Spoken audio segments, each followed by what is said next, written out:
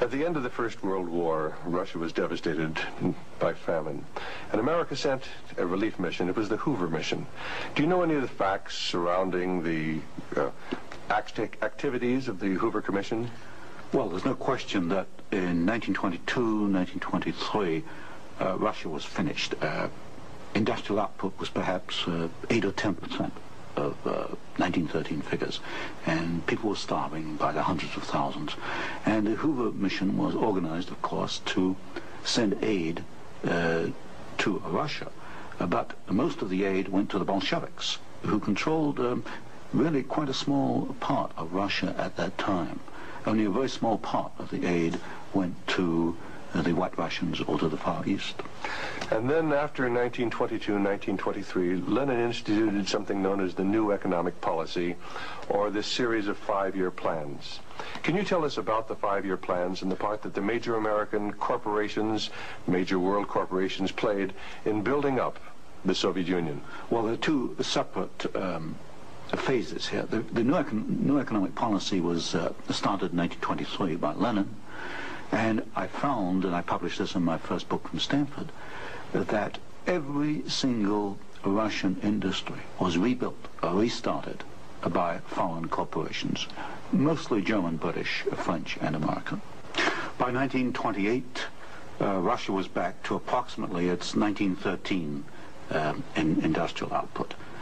And at that point, she began to think of these grandiose 5-year plans.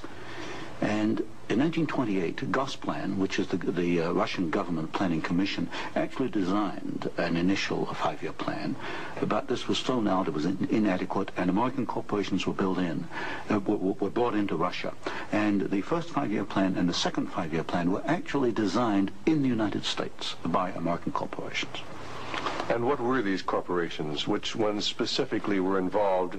The design of the first 5-year plan was by a corporation probably not known to most Americans, Albert Kahn. But Albert Kahn was the foremost industrial architect in the United States. And Albert Kahn laid out the basics of the first 5-year plan for the Soviets. And then we find, again, the same corporations involved with the construction of the plants. International General Electric, certainly, DuPont, Ford Motor, Hercules Motor, Curtiss-Wright in aircraft engines, and even some corporations which today were forgotten about, like Vultee and Chance Vought. These were aircraft manufacturers at that time. And so American corporations came in and they built the first 5-year plan. But what was important, the Soviets then copied these plans, and this accounts for the tremendous Russian output. They took this initial equipment and they multiplied it, they copied it by the 100.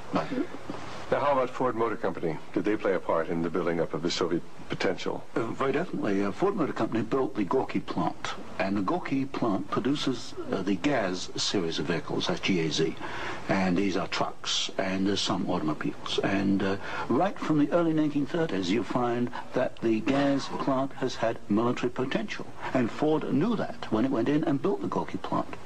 And we know it because I found statements to this effect within the State Department files. Sometimes we hear the name Averell Harriman. Did he play a part in building up the Soviet technology? Very definitely. In fact, Averell Harriman came out of the Soviet Union financially at a profit. He took over the Georgian manganese concession in the early 1920s.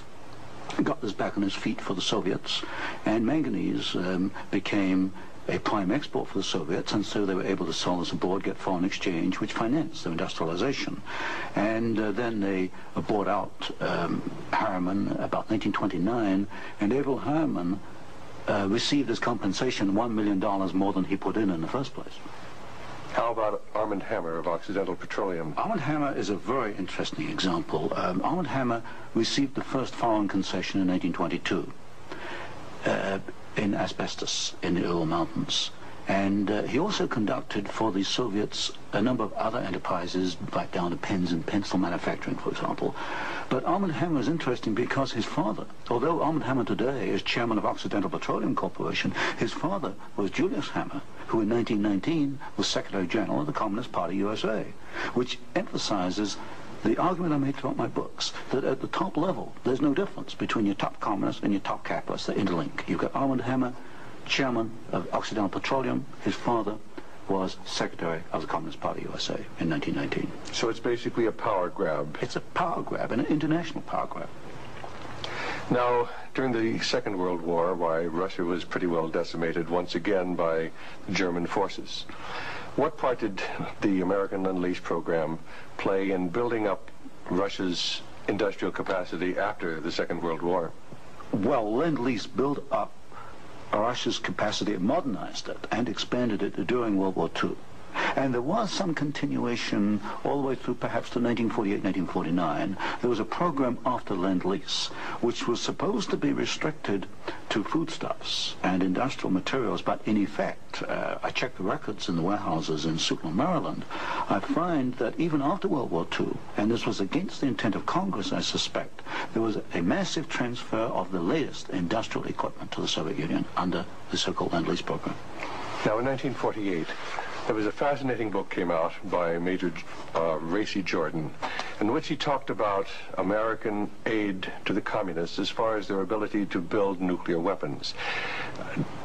Did you ever have an opportunity of verifying the facts that we had given them the heavy water, we'd given them the wherewithal to build their atomic weapons? Well, as part of the work I was doing at Stanford, I did investigate the shipping documents for Lend-Lease, and I took a sample of these documents and I checked them against Major Jordan. And broadly, Major Jordan was correct within, say, about 5%. And Major Jordan, of course, made the charge that we had shipped materials to the Soviets, 1944, 1945, which were later used in their atomic program. There is no doubt he is correct. We shipped heavy water, which is essential, but we shipped other items which are perhaps less obvious to the layman. We shipped, for example, aluminum tubes, and aluminum tubes are essential for atomic energy development. We shipped graphite, and graphite is another essential component. So generally, as far as I could check, and I checked the original government Lend-Lease document, General Major Jordan was correct. Now, as the years have gone by, of course, we see a growing Soviet nuclear threat. The Soviets now have MIRV missiles. Mm-hmm. Can you give a little of the background on how the Soviet Union, which really didn't have the technology to develop those MIRV missiles that threaten our cities today, how were they able to develop the MIRV capacity?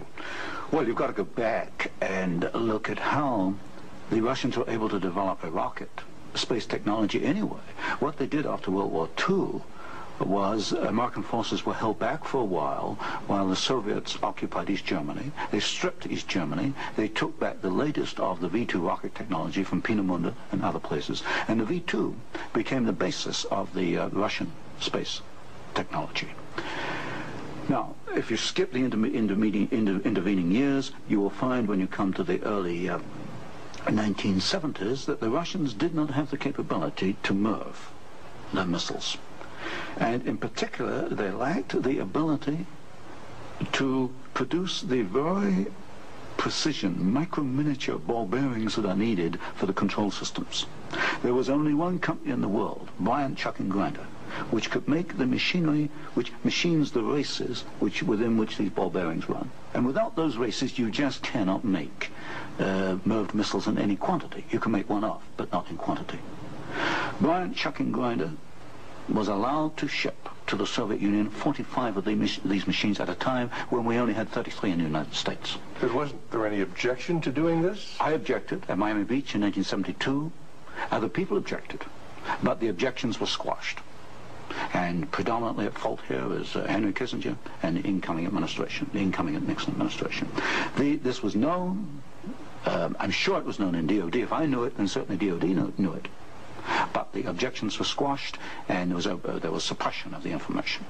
And so once again we see America building up the military capacity, the nuclear threat from the Soviet Union? Well, this goes, when you talk about moving of missiles, you're talking about a quantum jump in your military technology.